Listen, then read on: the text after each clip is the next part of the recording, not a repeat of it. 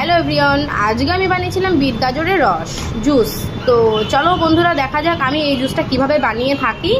তো প্রথমে আমি দুটো গাজর নিয়ে নিয়েছি। তো গাজরগুলোকে এইভাবে ছোট ছোট করে কেটে নিয়েছি, গোল গোল করে কেটে এগুলো গ্রাইন্ডারে দিয়ে দিলাম।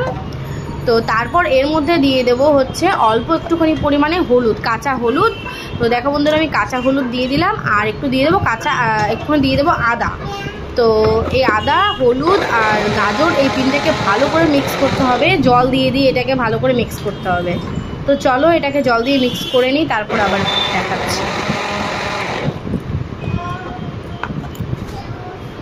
তো এইবার দেখো বন্ধুরা এর মধ্যে হচ্ছে আমি দুটো বিট নিয়ে নিয়েছি।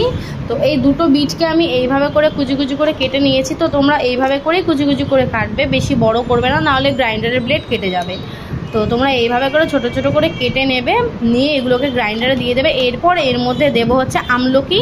তো দেখো বন্ধুরা আমি 3টে আমলকি নিয়েছি, 3টে আমলকিকে দিতে হবে। তো এইটা হচ্ছে পুদিনা পাতা। তো আমি পুদিনা পাতাও দিয়ে দিয়েছি এর মধ্যে। তো এই আমলকিগুলোকে এবার ছোট ছোট করে কেটে নিয়েছি, কেটে এবার গাজর, হলুদ আর আদার সঙ্গে এইগুলোকে ভালো করে মিক্স করে নিতে হবে। তো বন্ধুরা তোমরা জল দিয়ে ভালো করে মিক্স করবে, না হলে এটা ঘুরতে অনেক সময় লাগবে, এটা মিক্স হবে না, রসটা ঠিকঠাক বেরোবে না। তো যার জন্য এটাকে একটু জল দিয়ে এটাকে মিক্স করতে হবে।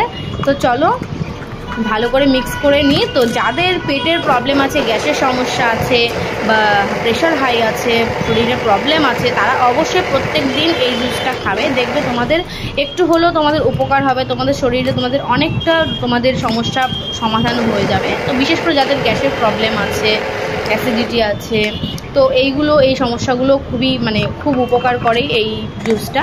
তো দেখো ফাইনালি আমার কিন্তু গ্রাইন্ড হয়ে গেছে, এই যা লেবুটা পড়ে গেল। তো আমার রসটা হয়ে গেছে। তো এবার আমি রসের মধ্যে অর্ধেকটা লেবু চিপকে দেব, দিয়ে এটাকে এবার রসটাকে খেতে হবে। তো যারা মনে করবে ছেঁকে খাবে তো তারা ছেঁকে খেতে পারো, আমার মনে হলো ছাকার প্রয়োজন নেই, তো আমি তার জন্য আর ছাকলাম না। তো এবার দুটো গ্লাসে ঢেলে নিলাম, ঢেলে এবার শুধু খাওয়ার অপেক্ষা।